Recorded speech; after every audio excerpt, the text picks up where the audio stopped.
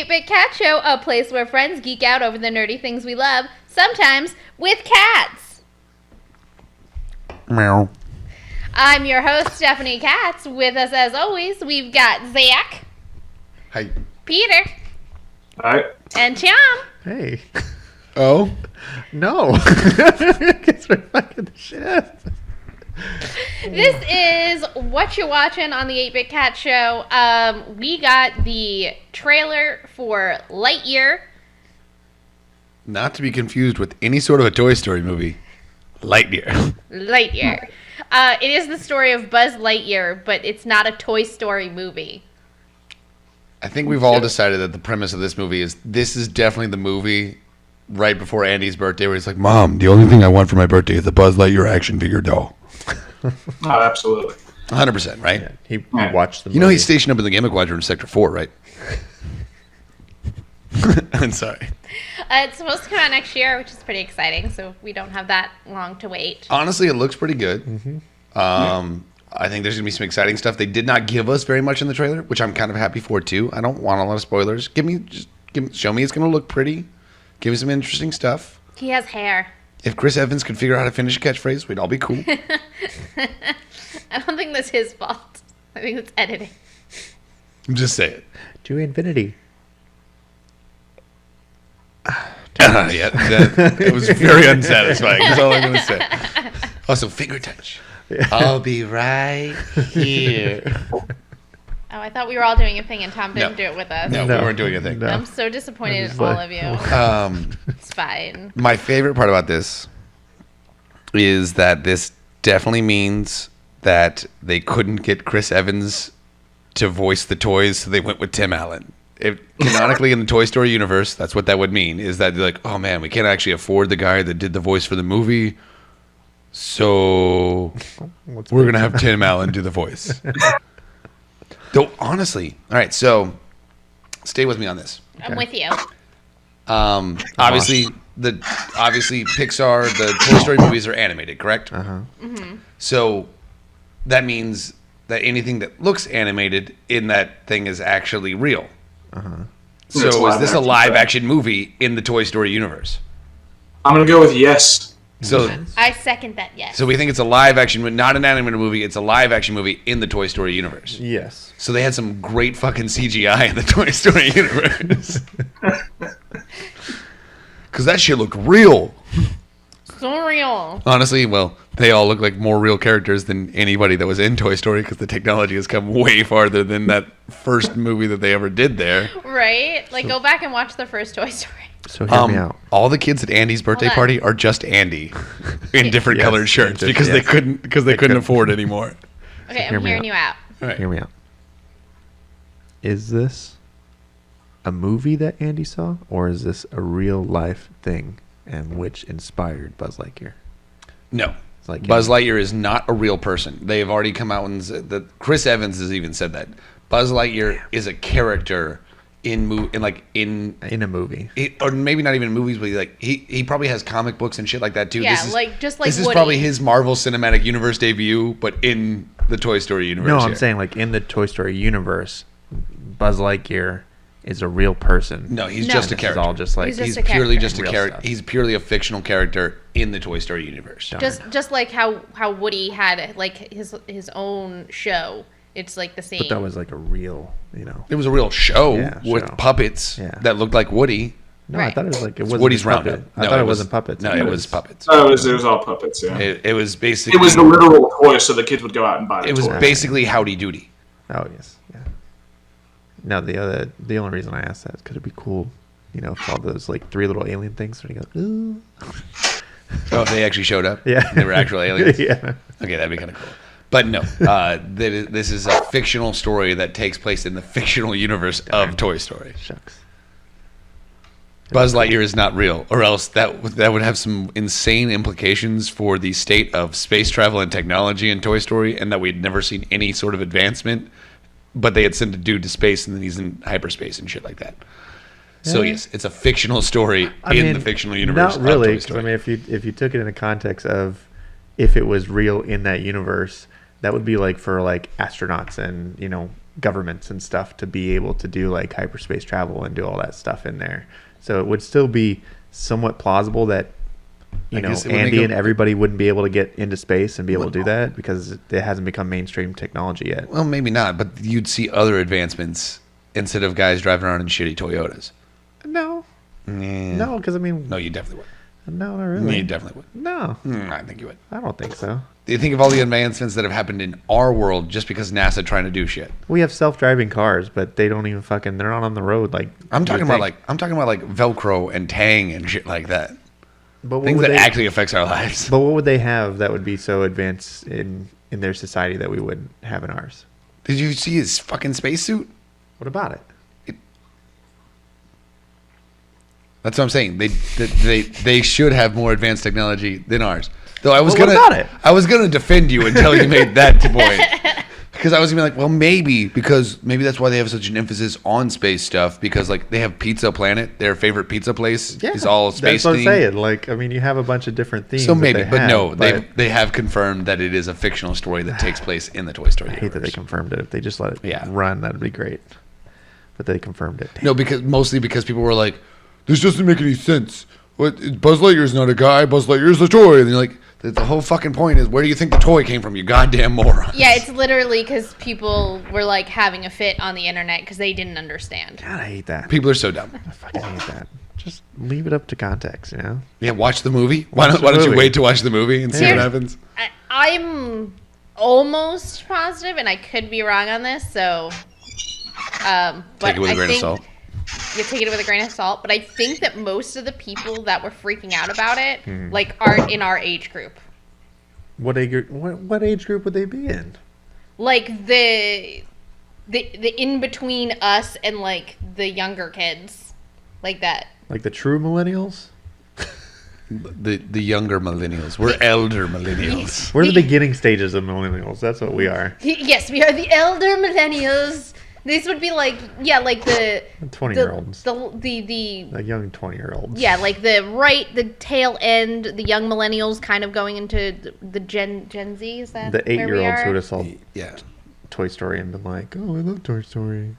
Yeah, the ones that didn't see Toy Story in theaters, they saw it for the first time on like a DVD. Yeah, and not even on VHS, which it came out on VHS first. I owned a Toy Story VHS. Shit was legit till it died because it was fucking VHS. Yeah, my dad. And also, I watched it 10,000 times. Yeah, that's probably why it died. Yeah, my dad told me that I need to get one of those programs that converts like your VHS to DVDs because I have so many like dance videos and home videos and stuff that it's like those are gonna rot if I don't preserve. Those are all going away. Yes. So yes, we're excited. It seems like we're excited for Lightyear. Yeah, it looks like it's gonna be good. I'd like to enjoy drinking a light beer while watching Lightyear. I would just like this to actually be like legit, like real in the Toy Story universe. That'd be cool. No, but they already fucked it up. That doesn't seem like it was gonna be. I think it'd be cool. Maybe that was all just a red herring, and it totally is gonna be real. Oh, yeah. And that none of it actually took place on Earth, and it was all on Mars that had been terraformed. Okay. Yeah. Toy Story happened 10,000 years in our future. Yeah. That screws up that whole Pixar theory, though, because that would mean that it happened all after the events of WALL-E. Yep. That's what I'm wanting. WALL-E. Anyway, what's our next thing here? So I've been watching this show called Ghosts. Is it scary? No. Oh. It's weekly. It comes out weekly. It's on CBS, and I've been watching it on Paramount Plus because we don't have cable. But it's a comedy, and it's basically it's about this. Is it about ghosts? This young couple who she inherits her. I think it's her aunt or her great aunt or something passed away, so she inherits this house, and it's haunted. But at first, like, they can't see the ghost at all, and then she like basically falls and hit her head, and now she can see the ghost. So she's the only one that can interact with them. But everybody else knows that it's still haunted. Like, they can see the effects of the ghost, but she's the only one that can actually see the ghosts. It's not like Patrick Swayze in Ghost, where he like can manipulate things. Like, they're terrible ghosts. They're really bad at being ghosts. But Like they can't even clink chains or no, they're like really bad. But it's kind of like these various people that have died on the property throughout the years. So there's a Viking. There's a Native American. Where is this house located? Upstate New York. Okay, that actually sort of tracks. All right, it sort of tracks. They refer to her as a robber baron, but it's basically the original lady that owned the property. Could be a robber baron. Yeah, that's what I'm saying. She identifies as a robber baron, but she's the original person. She's the original owner of the house. Right. I put air quotes because Native American. There's a hippie chick The Native American didn't own the house. Probably just got the land stolen from them They just owned the land. They didn't actually own the house. But they didn't own the land. They were just on it. There's a hippie chick that got mauled by a bear. There's It's problematic, Tom. a bootlegger from the Bootlegger? Legger? Oh. From the 1920s. There's a camp counselor that got shot in the neck with an arrow, so he has an arrow in his neck the whole time. But why were they having a camp at this house? I don't know. I want to know why this guy is here. I think she's just nuts. It sounds like she's got brain damage. I don't think there's actually ghosts. It could be true. It's just she fell and hit her head, and then she could see the ghosts. I think she's got brain damage. Now I need to watch this show. I gotta figure out if she has brain damage. Now the show is just her just watching ghosts and being like interacting with them and everything, but like the reality of it in season 2 is her husband having her committed. The husband's reality is just her just going. The ghosts actually help out a lot. So the whole thing is they're like, oh well, it's a really big because it's basically like a mansion, and they're like, we don't need all this space. So what if we turn this into a cute little bed and breakfast? And the ghosts are like, no, don't do that. And she basically talks them into no, this will actually be really good for everybody.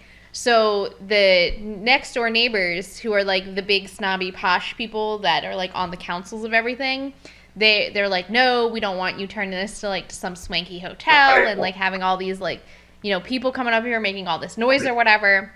And so they invite them over for dinner to kind of try and talk everything out. And at one point, it's Samantha and Jay, they get up to go, I forget what they're going to go do, basically, but the snobby neighbors are talking, and the ghosts are listening in, and they come back, and they're like, hey, so this thing that they told you couldn't do, it turns out that they did the thing, and then basically Sam and Jay can use that against them.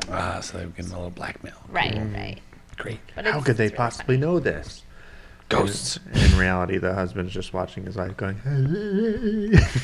sorry, just dark humor. Sorry, everybody. Again, also problematic. You guys are awful. It's a really funny, cute show. No, actually, I kind of want to see the show now, but Tom took a it's all stuck in my head now. Tom took a dumb grimace and took it way too far there. Season 2 is just the freaking husband, just sad. They can kind of interact because Odinfin, that's his name. The Viking. Thorfinn. Thorfinn, the Viking. He's a Thor Aquaman. He can kind of make the lights go wonky, and in this last episode, he was messing with the lights and accidentally set the gazebo on fire. He messes with the lights. How does the Viking even know how to mess with a light? Well, he don't even know what a light is. I mean, he's Thor, so he can mess with lights. There we go. Okay. No. I refuse to accept that. Whatever. Go watch the show. You go watch this show. Actually, I have been. I might. Actually, it sounds checking it out. It sounds intriguing. The whole time I'm keep making my joke though. It's just a little bit of brain damage. Just the husband's gonna be in the background. Just my life's so hard now. Yeah. I don't know how I'm gonna take care of her and get my job. Thank God for coronavirus, so I can work at home. Anyway. Oh my God, the fucking dark humor. Then we finally got the actual trailer for Cowboy Bebop. Cowboy Bebop. Cowboy Bebop. Yeah. Anybody's who familiar with the earlier episodes? Coming to Netflix. Bebop. November 19th. God, that's close. Yeah. And the anime is 2 weeks already from now. up. Mm-hmm. So you can go watch the original if you want to splurge on that ahead of time. Netflix has the rights to the original anime, and now it's on Netflix? Oh. Nice. Well, they have the license. I don't know if they have the rights. Well, license, whatever. But Cowboy Bebop, the original anime, is now streaming on Netflix. Yes. I do need to catch up on that. I But- love Ein. He's my favorite part. Of course you would be. And I'm really excited for John Cho just to go, what the actual fuck? It's funny. I don't know why it entertains me, but It is weird seeing Harold in space. Where's Kumar? apparently Kumar. Are they going to go to a space White Castle? I swear to God. It would be funny. if There's they going to have to thought be that at up. least one Harold and Kumar reference in there somewhere, right? No. No, they've got to have. They're going to do Did something they subtle. Did they make one in Star Trek? Yes, No. they did. When? What was the reference? I can't remember. No, I know they did. They definitely did. They made. What was it? They did. It was something stupid, but I'm sure there'll be something. There'll be something subtle, at least in the background. Ooh, maybe Neil Patrick Harris will make a cameo. Because you know that would be amazing. Yeah. Show up out of nowhere. Well, I'm excited. But still be Looks- Neil Patrick Harris. It looks really good. I will say, yeah, I did like the. It definitely looks like the anime. They're all in their right outfits, at least at some points. But it's great, and Ein looks good because I'm pretty sure that's a CGI corgi, and it looks pretty damn real.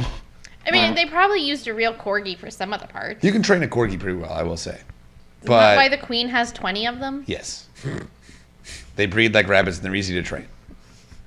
I But like their little apparently, the butt. queen lets them shit all over the carpets at Buckingham Palace. They just shit and piss all over the carpets, and it's somebody's job to just go up behind them and clean it up. Because she's the queen and they're her dogs. She's like, clean that shit up. And they're like, yes, your Why doesn't she have someone take them for walks? Oh, she does. But when you have 20 corgis, they're gonna shit on the floor. I guess that's true. We have 8 cats and they have accidents. Hey, she's not nearly as crazy as her sister, Princess Margaret. God rest her soul, of course. She used to start every morning with a gin and tonic. A stiff gin and tonic. I mean, why not? But she'd started her morning at 11 a.m. because she was out normally until 4 a.m. partying with her husband. I mean, she wasn't going to be queen. She was actually supposed to be queen. But she married a commoner, so they. So took she that wasn't away. going to be So queen. they took that away from her. And now they've changed the rules. Yes, because Queen Elizabeth thought that was dumb. No, it was because of what happened with Princess Diana. Because she thought that was dumb. Actually, it's nothing to do with thinking it was dumb. It's all- Diana was murdered. Sorry. Oh my god. Okay. Speaking Oh, no. of weird conspiracies, Tangent time! we're going a hard tangent here.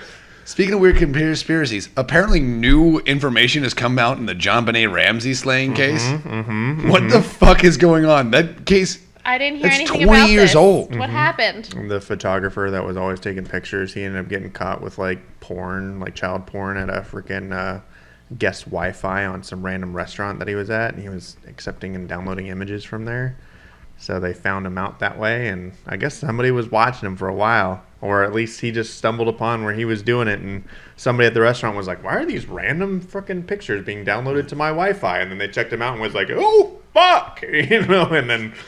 Yeah, they figured out who it was, and then after that, they went on a fucking search, and I think they were trying to find some shit. So so they haven't actually nothing conclusive yet, Yeah. but they have new leads in the yeah. John Benet Ramsey case. because he was the photographer, and he would take pictures of her at her modeling thing, and then also not at her modeling stuff. And there's apparently recorded audio of him making a phone call where he, pretty much right after her death, where he's definitely crying and like saying some weird shit. Yeah. They haven't released the full transcript of the audio, but apparently there's some weird shit that goes on to that. So new leads. Again, sorry, I don't know why. I just saw that today. I'm like, what the fuck is going I'm gonna on? have to get you like a fidget spinner. Or Yeah, something. I'm gonna fidget with this. Please don't. You're gonna ruin.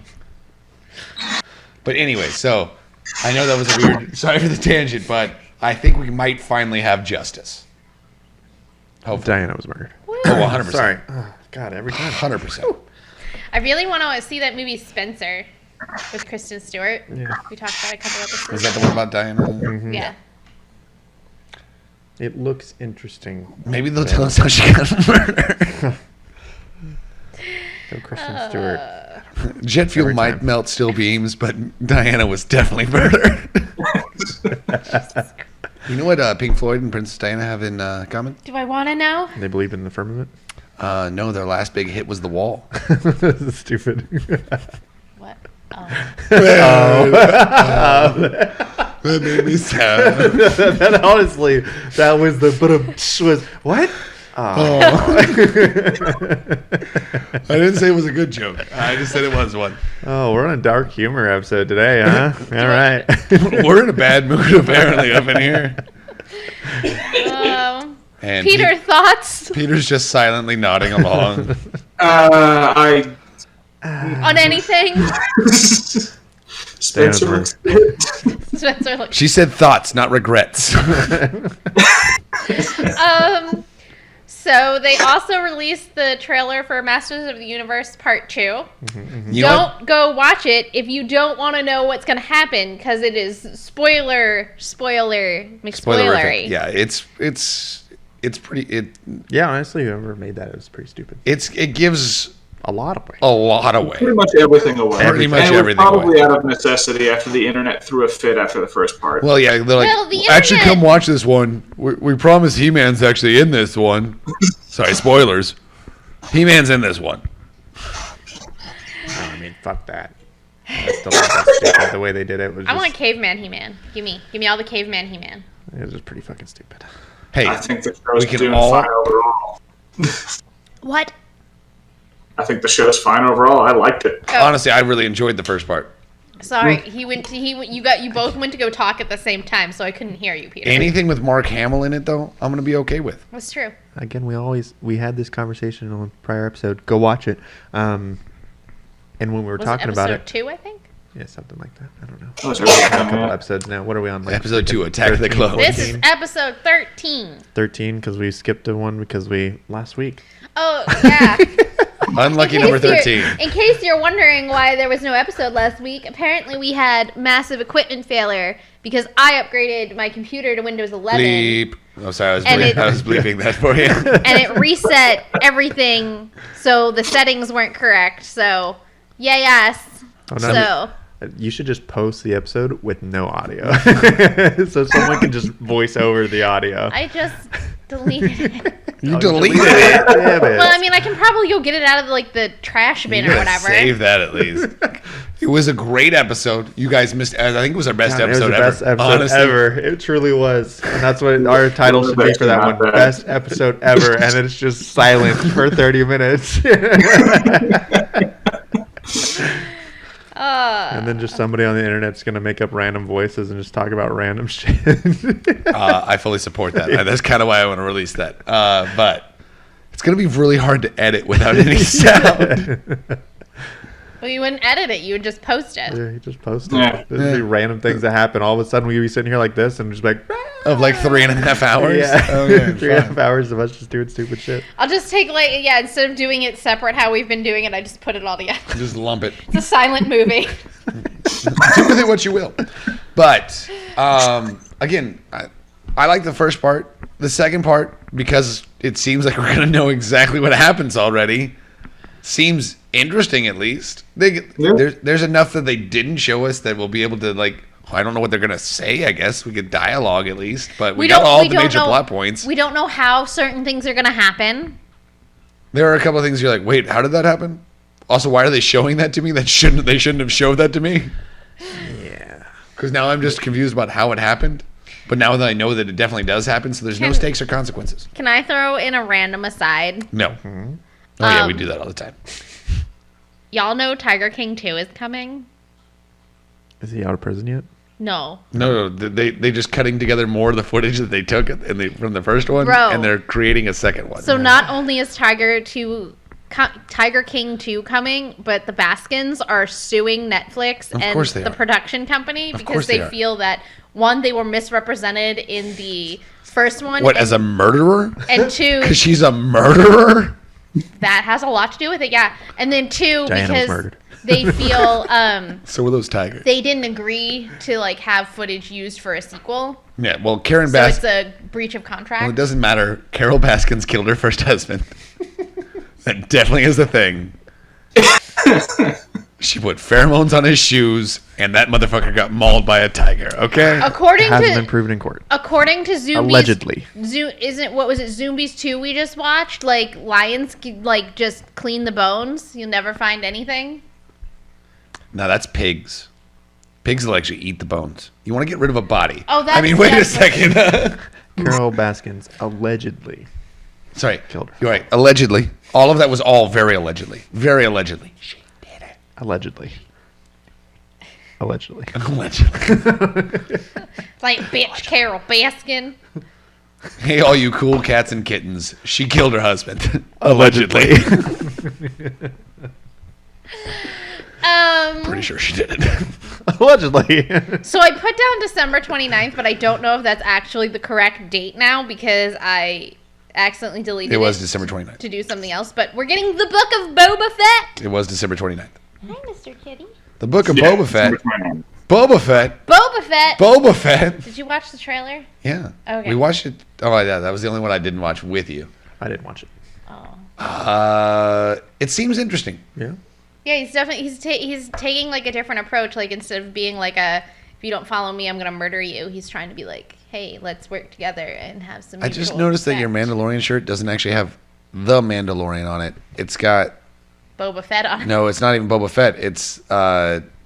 It's the dude wearing his armor. It's the dude where it's Timothy Oliphant. Yeah. Timothy Oliphant. I just realized now that I can't remember. It's the Marshall. Yeah, that Marshall episode. Cobb. It's not Marshall Cobb. That's definitely. But I mean, I that's don't know definitely why- the guy from Tombstone. I never understand why it's not the Mandalorian, but I was like, well, whatever. I know I like it. It's cool, but I'm like that. Wait, I would just know because we're Cobb talking about Van. it. What? Cobb Vanth. That was his Cobb name. Vance. All right. Because who's Marshall? There's a Marshall Cobb though. Like that's from a different Western though. Marshall sure. Cobb. Let me find out. It's either.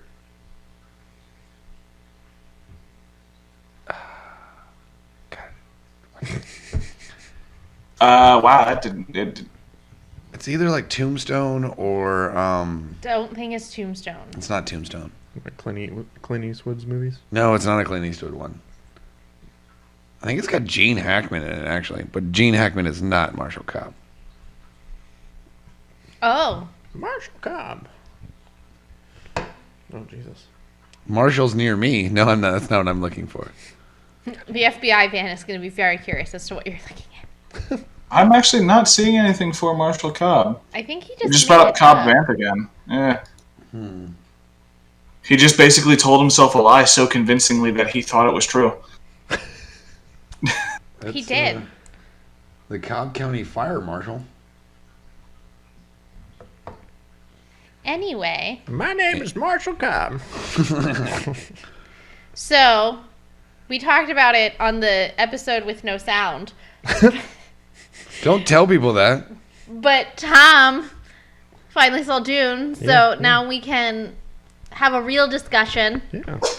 And by Tom we, saw Dune Yeah, because the last one I didn't see Dune, and I was hating you guys for for spoiling all of the Dunes, no, just watching it.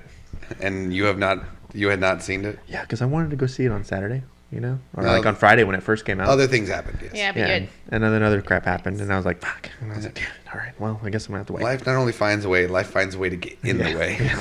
So I was like, well, darn. And so yeah, and then I finally saw it. Sunday. Yesterday. Sunday. Sunday. Sunday. Sunday. Sunday. Sunday. thoughts. Great. It was really good.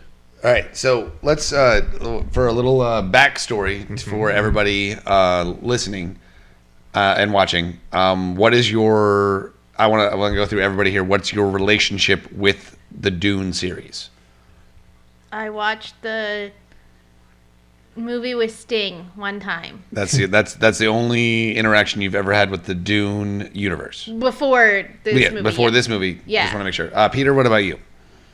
About the same. I had seen the original movie, but it had been so long ago that I don't really remember much. Yeah.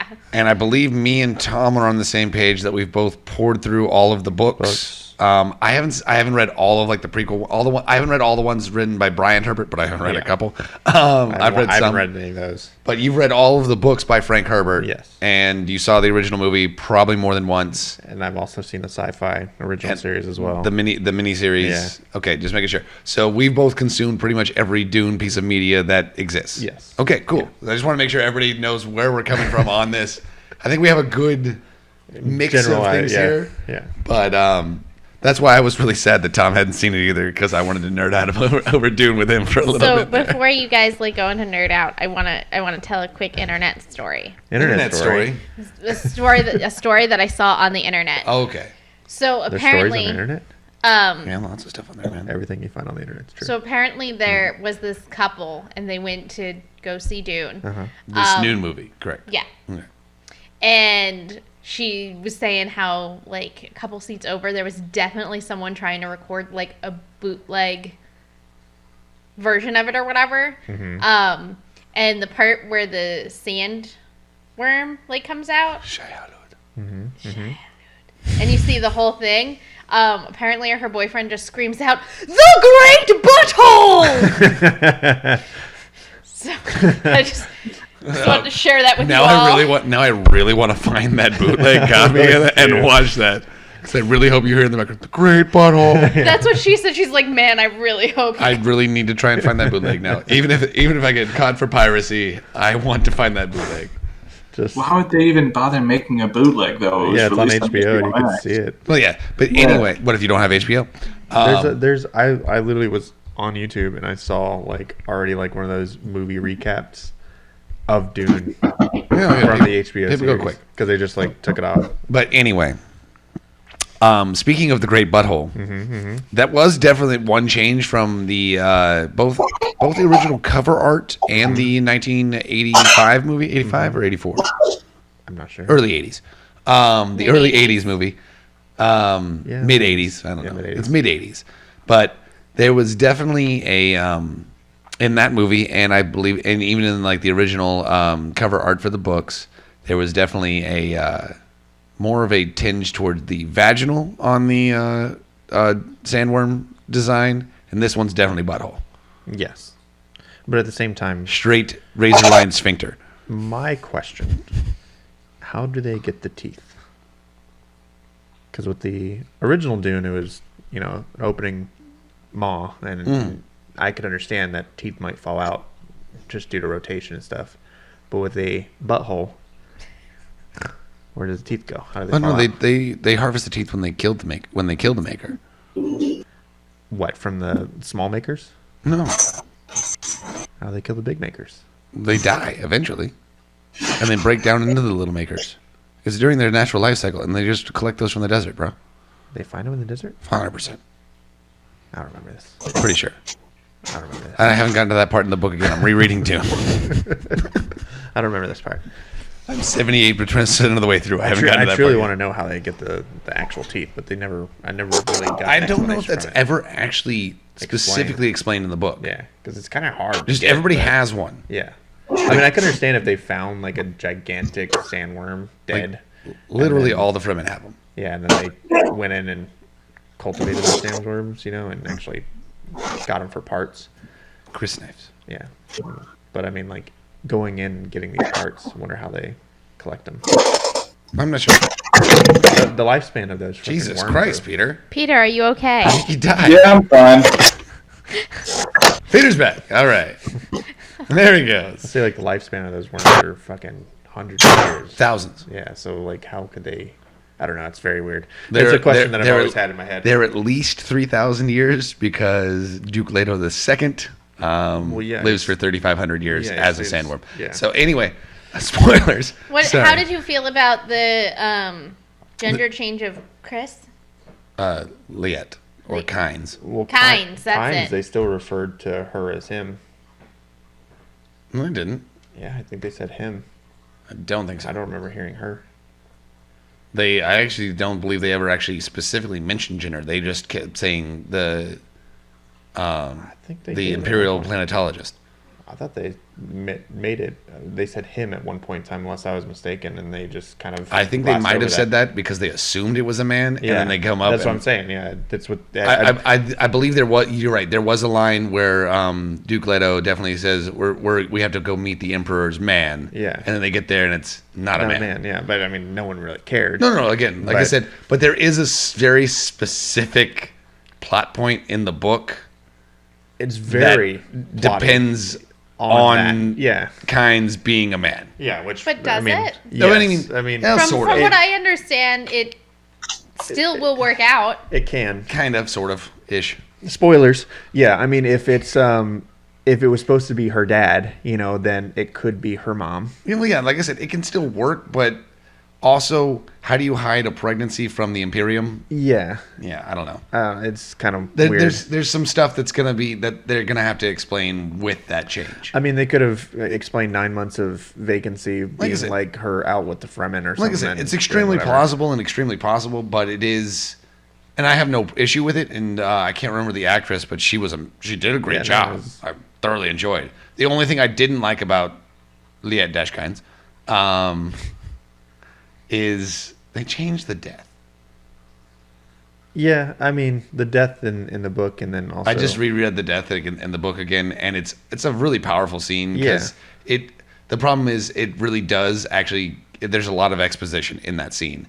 It really gives away the whole plan of the Fremen and Kynes and everything like that, and it discusses it in pretty much in detail. Yeah, and then he blows up in a badass fashion. But I mean, that was the whole thing. I think the difference between the movie and the books is the books were very, very heavy on what the future holds. Yeah.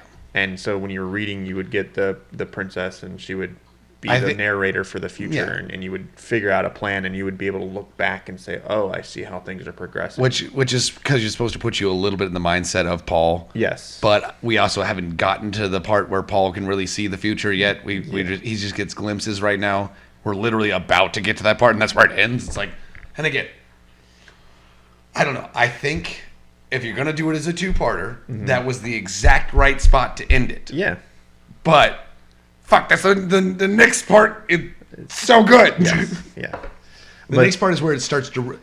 I laughed because we were sitting in the theater together, and the movie's over, and she turns to me and looks and goes, "That was intense. That was a good movie. That was intense." And I go... It literally has not even started to get intense yet. Yeah. The crazy shit is literally just about to happen now. I mean, overall, visually great. Music and direction was good. Oh, the music was amazing. They did a great job of making you feel really alienated and weird through the music. Visually, I liked what they did to the sandworms. Again, it was different, but I liked what they did with it. They nailed the fuck out of the ornithopters. Yeah, they nailed the ornithopters. Yeah. They were perfect. Those were actually pretty That's cool. pretty much exactly what I've always envisioned in my mind. I mean, watching the way they made the spice seem real. Yes, that was cool. Like in the air, like the particles. That was pretty legit. I was like, that's pretty fucking cool. Yeah, they did a pretty good job with that too. And I liked because most of the stuff that you got like in the first 45 minutes of the movie, if the cat didn't fuck that up. Yeah. No, we're good. We're good. Everything's fine. Most of what you got in like the first 45 minutes of the movie, you get only like in flashbacks and asides and stories like told to each other and stuff like that. I actually really liked that they gave the full story in order. I think it worked really well in a cinematographic way. Yeah. That because when reading the book, it's really, I like how he does it. It goes back and forth. It shows different scenes. It shows different perspectives from different people, and it's done really well. It doesn't lend itself well to a movie, and that's why none of the other media has ever been able to properly encapsulate it. Right. I like what he did. I think Denis Villeneuve, I believe that's his correct name, did a fantastic job with it. You can tell that this dude has poured through the books, has seen the original 80s movie 1,000 times, has watched the sci-fi series at least a couple times. God, I mean, the minute differences between all of them, though, like all the movies, like the sci-fi original, like that alone like I would say would be on par with the movie because it was pretty relevant. If they had given them $100 million budget, it would have been just as good as this movie. Yes, yeah. If they had it going the way that it was, it would probably have been really good. But they didn't. They gave it sci-fi, original series kind of crap. So I mean, even so, for what it was still a good. No, I liked it. Like I didn't say I didn't like it. Movie/show. But I honestly, I think this has been the best. This really is definitely the best translation of the original source material into a visual medium. I think they did a very good job. Yes. And I'm really excited for part 2. Yes. I cannot wait for some jihad. I mean, I don't think the jihad happens in part 2 though. It happens right at the end of the first book. Starts at the end of the first book. Yeah, they head off into the universe. Yes. Yeah. I'm just excited for spoilers. I'm excited for the final battle there. I just coming into an Arrakeen at the end there is gonna be legit. Also, Paul riding his first worm is gonna be fucking cool. Yeah. Because we got just a glimpse of a Fremen actually riding a worm right at the end there. Well, that's when they're supposed to get picked up. No, they don't. They don't get picked up. Right? In the book, they don't get picked up. They walk because because the whole point is that's one of their they have so many dew collectors and other stuff like that in that basin that they won't ever allow a maker into that basin. So they always have to walk into the siege. Oh, okay. Siege Tabir. Yeah. Tabor. Tabr. I don't know how you pronounce that. It's definitely based on an Arabic word. You think you're going to have an orgy scene? No. I don't know, but I just got to that part of the book when I was rereading it. She just changed the spice liquor. I'm almost there. And I was there was a couple of things that I thought were just very subtle, small differences. Like the fight with Jameis at the end there where Paul becomes a man.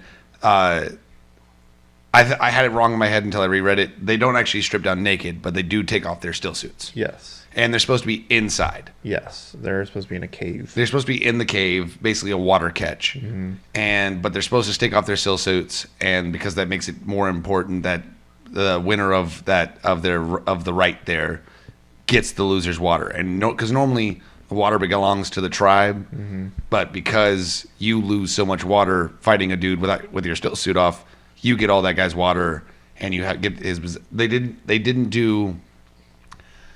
Which is a really powerful scene and actually shows you a lot of stuff they didn't do, and maybe they'll do it in the part 2, but it really should have been in part 1, and they could have ended. I think if they had ended it right after that, would have been better, because the funeral of Jameis is amazing, because like it's definitely a holy right thing like that, and then you become a friend of Jameis.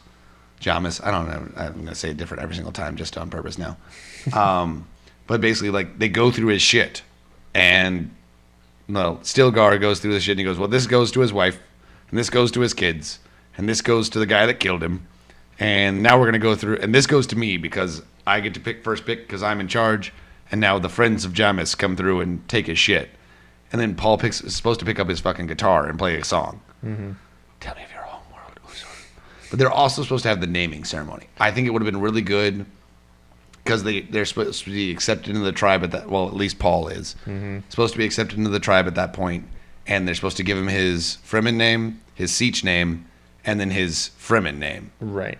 But at the end of the movie, when he does kill Jameis, he actually says, you're stuck with us, or you're one of us now. Yeah, but like I said, it's kind of already like made real, but without the. But like I said, I think they could have just done a little bit more there and like put the name. I think the naming ceremonies, like the taking the name specifically, would have been a really great place to end the movie. Someone who with him to go, I want to take the name Paul Muad'Dib, and then fade to black.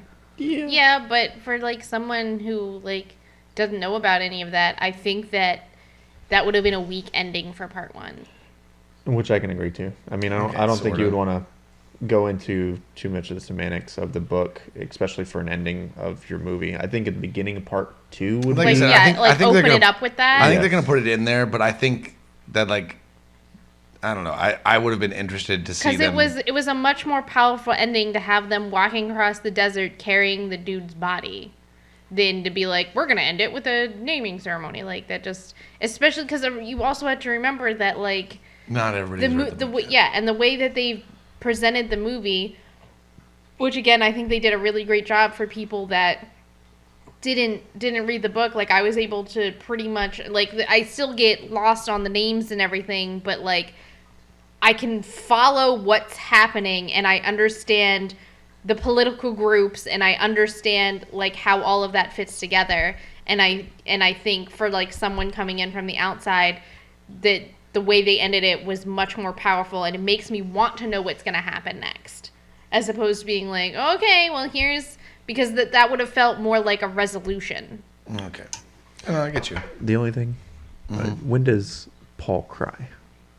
At that ceremony. At the ceremony, yeah, that's when he gives water to the dead. Yeah, because there's a direct moment that kind of encapsulates him being like the quote unquote Messiah, or for everything. The Lisan al-Gaib. Yeah, and it was basically that he was an all-folder and he came in and after he killed Jameis, he cried, or at least shed a tear, for killing his first man, and didn't want to do it because he tried to, as you saw in the movie, he tried to make him yield a few times, and then Stilgar's like, that's not our rules. That's not how we work. It's to the death boy, and that's basically how it should have worked. And I kind of was disappointed because they didn't have like him shed a tear, even if it was such a slight tear, it didn't happen. There should have been one, yeah. Yeah, just something, and then everybody kind of going, and whispering. It didn't even have to be because it's pointed out. It's actually really intense small in the book because like people like touch his face and shit like that, and like they start backing away and like giving him deference at that point, kind of thing like that. But it's a huge turning point in the book, and it actually would have been really good right there to have him cry a little bit. A tear, and then everybody going, because again, moisture conservation is the biggest thing in these people's lives. Right, so they don't even cry. I understand what you guys are saying, but again, like I just think it'd be interesting. I think that that's something like if they open part 2 up with that naming ceremony, and that's where like he kind of sheds a tear, I think would be better, because again, if you had added that to the end of that one, I think people would have walked out with more questions, like why are they freaking out? Like it's whatever. Well, because they wouldn't have had enough time to be able to explain all of that. Actually, I think that would have been a good ending. Out further. I mean, that's I would have thought that if they did that and they just had him whisper and then everybody came out and the thing was like, what the fuck was that about? Like that honestly probably would have made a lot of people go read the books and then be more excited for the next movie coming out, because I got answers, I got questions, I need answers. Even part 2 would be more so of them going like, why did you shed a tear? And he goes, oh, I just didn't want to kill him. And then they go, well, you gave water to the dead, and that's whatever. Big fucking deal. Yeah, and it's huge, and or people be looking at him weird, and then Johnny sits there and says, well, you gave a tear to the dead, or you gave water to the dead, and that's a big thing, which is a great part in the book, because she does do a lot of that explaining stuff to Paul, what's going on, kind of thing like that. That's what it's for. He's not knowing. He's a baby in the Fremen, Oh yeah, but there's a lot of stuff in the book that I'm going to be really interested to see. One, if they even put it all in the second part of the movie, or 2, how they do it. Right. Because there's some real interesting, weird stuff that goes on. I'm not going to give you too many spoilers, because there's some interesting stuff that happens there. I'm going to be interested to see how they accomplish the visuals of some of it, and 2, how they're going to accomplish the morality of some of it. Mm-hmm. Yeah. Though there is one small difference in this movie, the first part here, that I didn't like from the book, that the Sardaukar were obviously Sardaukar and were wearing Sardaukar uniforms. The whole point is they're supposed to be in Harkonnen uniforms and look like Harkonnen. Yes. But I do respect one choice for the Harkonnen uniforms. They're supposed to be like bright paisley blue, basically. I'm glad they went black evil, like armor, stuff like that. Yeah. They're basically supposed to be like wearing bright blue tunics. Yeah, but I think that's why they differentiated them, was because people who don't know the books are gonna be lost that there's Sardaukar in the mix with. I know why they had to do it, but it did kind of suck that you're like, because it's supposed to be the whole point is that nobody's actually supposed to know the Sardaukar are there until like Duncan Idaho starts fighting him and goes, oh fuck, these guys are definitely Sardaukar. Yeah. It's normally a lot easier to kill Harkonnens. This was difficult. Yes. Yeah. Duncan. They did use laser guns a little bit more than I was expecting too. Which I was okay with that. I didn't hate it because the points they used them at made a lot of sense, but they also didn't explain because again it's a movie, they can't put as much in there. But the whole point is the reason they don't use laser guns is because the Atreides are known for using shields, and if you shoot a laser gun at a shield, it blows up like a nuclear bomb. Yep. Well, it can either blow up like a nuclear bomb, or it can only localizedly explode and kill the person that was shooting the laser gun and the person in the shield. Yeah. And you don't know how it's going to do it until it happens. Yeah. Cool. But I think the laser guns would be more useful on Arrakis just because people don't use shields because they call the worms. Yeah. But I mean, there's also they also love that they use the shields to call the worms to fuck with people too. Visually, the stuff from space was sick as hell. Yeah, that was pretty cool. I was like, well, this is actually pretty badass. The voice. They did a really good job showing the voice Yeah. as an actual movement and actually in the thing. Yeah. The whole Gom Jabbar scene was pretty solid too. Yeah, that was actually pretty good. I mean, the only difference is like, if you ever watched the other ones, like they actually like showed the hand and he visually saw the hand melting and burning away, you know? Yeah, which gave you a little bit more of like the intense agony that he's going through. I don't know if they really fully like let people know that like how fucked up that box is. That box is supposed to basically be like his flesh and his hand was melting away. That's how he just felt like in the '85 movie, because it actually does it in the like they literally it's bad special effects, but you watch his hand, the flesh burn off his hand, and then you see his bones crumble to dust. Yeah, and that's basically what he's supposed to visually see in his head. And then Patrick Stewart comes. Then Patrick Stewart comes up. Yeah. The casting choices in this one probably the best ones that they've had too. Poe Dameron is Lord Atreides. Duke Atreides loved the casting on that one, and I loved how he actually got a little bit. We got a little bit more with him. Mm-hmm. I hate how they didn't do the party scene. The dinner scene. Yeah, that actually again because that's really all just about the political intrigue. It would have slowed down. It would have slowed down an already long, pretty slow movie. Yeah, probably. They kind of skipped straight to. There's a couple of things that they basically went straight from we're here to we're fucked. Yeah.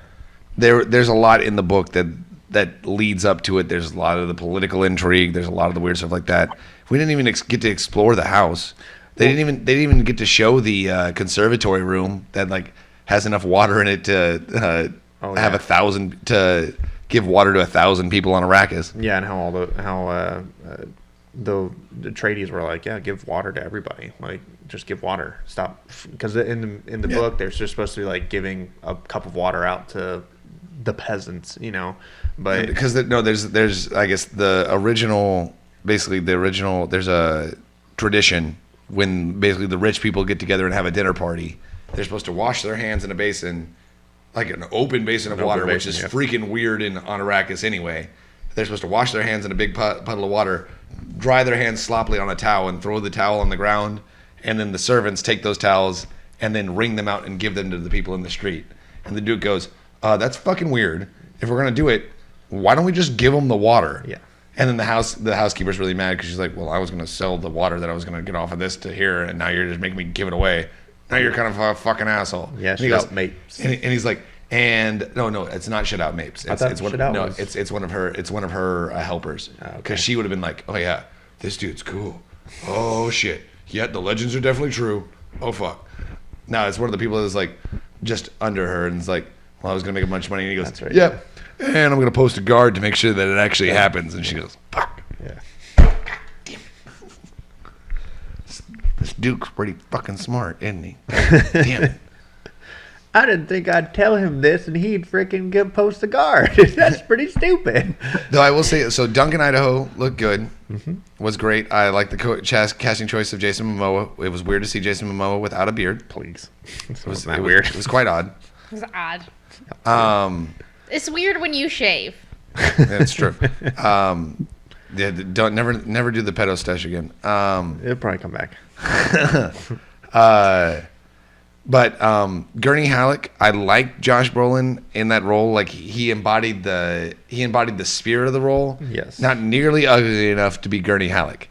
And also, he didn't have the giant. I don't remember seeing the giant scar on his cheek that's supposed to be like red and gross and gnarly and dance around all over his face when he's angry and clenching his jaw and stuff like that.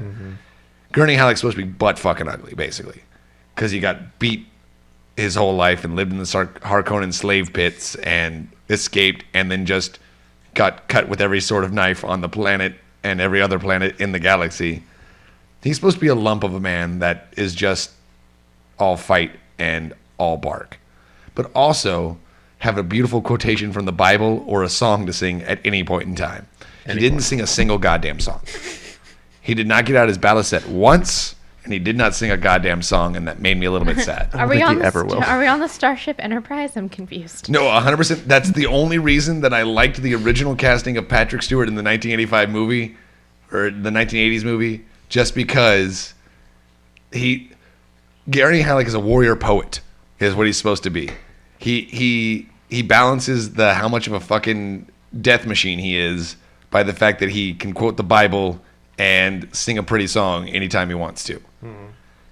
That's another reason that the dinner scene was sad, because Gurney literally sits in the shadows the whole time, just playing a tune. Yeah. But also like literal mood music, because like the Duke gives like the world's weirdest toast, and Gurney's like got a creepy tune going on in the background, and then it's like, okay, the creepy toast is over, happy music, yeah, it's great. And I'm like, damn it, Gurney. Oh man, I don't know. Overall, that movie was fantastic. Solid. It was really good. It was pretty good. I really liked it. I mean, the direction that it took was great. So overall, like I'm excited for part 2. And I think part 2 is going to be fantastic. here's hoping. I really hope. I'm sure it will be. Because part 1 was pretty solid. For the two people who didn't see or didn't read any books and not familiar, do you guys have any questions? Yeah, is there anything that you'd like clarification on? I mean, I think the movie explains most of it well enough. The only thing I had issue with previously was understanding why spice was considered important at all. Oh. It doesn't really explain that in the movie that I can recall. Not super important. Like, they do mention it a couple points in time, but it basically it does a couple of things. One, if you ingest it, it helps cure diseases and prolongs your life, and also basically just it will stop a slew of lesser poisons if you just ingest it. If you ingest enough of it, it is the only way possible for them to navigate through space. The Spacing Guild, they have Navigators. Navigators, that's what they are. The Guild Navigators basically immerse themselves. I think I froze up. Yeah, I think you did.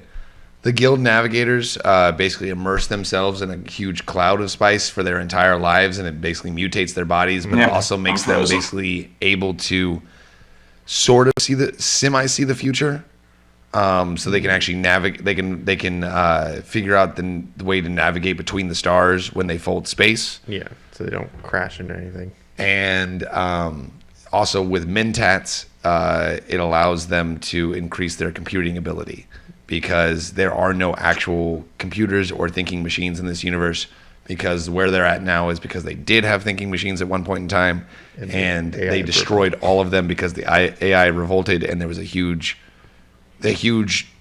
galaxy-spanning war to destroy all the thinking machines before the thinking machines destroyed all of humanity. Mm-hmm. But Lyrian Jihad, actually a really good book too. That one was actually written by Brian Herbert, Frank Herbert's son, but based on Frank Herbert's notes. Yeah, but the spice is just highly powerful. And spice melange.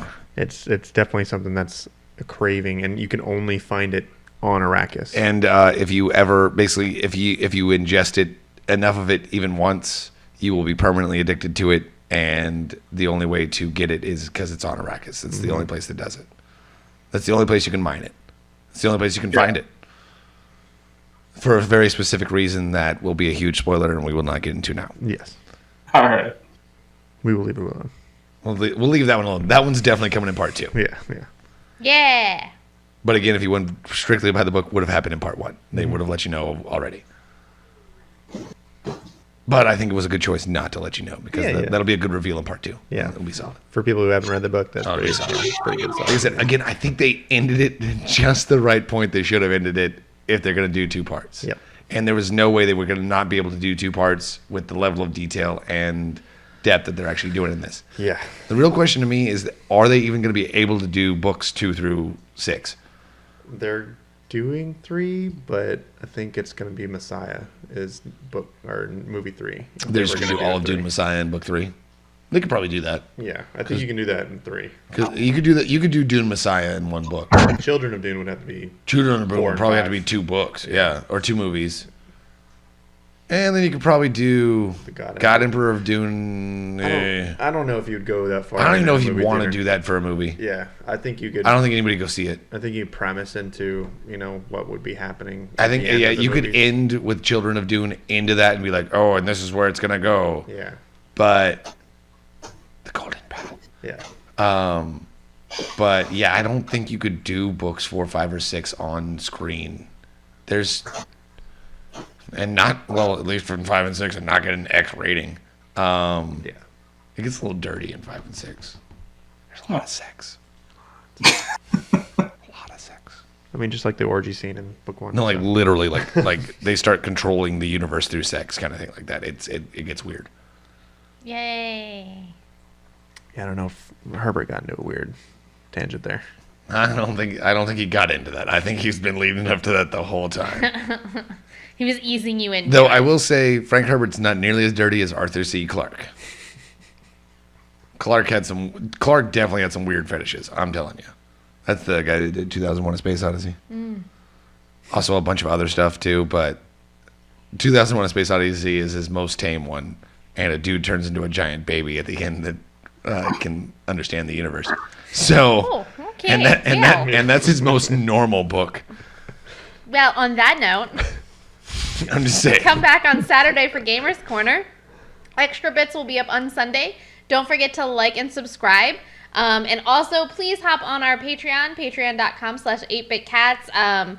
Depending on the tier you choose, you can get access to our Discord, early access to our videos, exclusive content.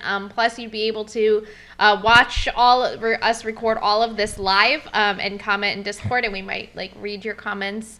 I think we might need to take that off the tier. You get to watch our fuckery. That's all this is fuckery. Until next time, geek out, be fabulous, and have fun!